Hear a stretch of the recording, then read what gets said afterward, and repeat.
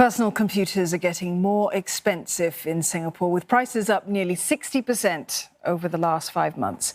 People may have to wait weeks longer to buy them as makers try to get hold of semiconductor chips that are still in short supply. Other materials like wires are also getting harder to come by.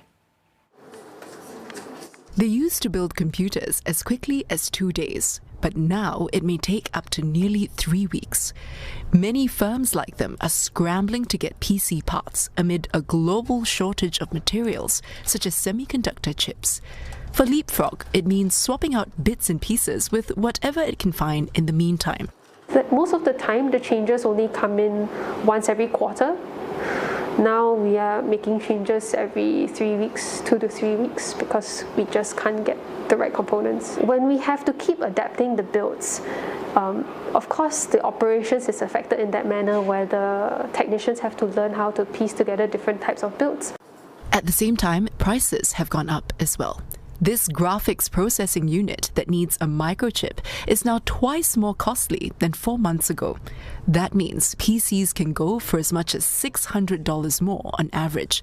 Meantime, to meet demand from gamers and those working from home, the firm is stocking up more than twice the typical amount of parts.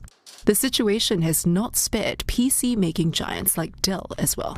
To us, affecting thing is most is the display driver. So as a result, monitors that come with the desktop are also has been affected by this because the 8-inch wafer has been in short supply. Our backlog would not increase if we had all the parts.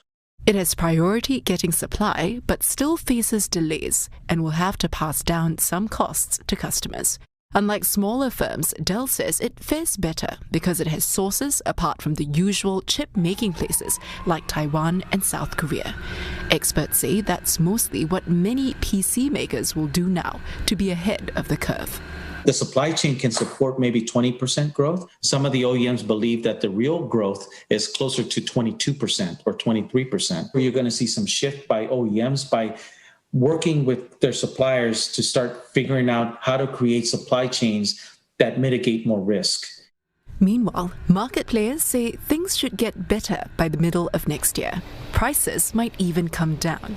And there could even be an oversupply of parts by then, with a slew of new factories opening at the end of this year.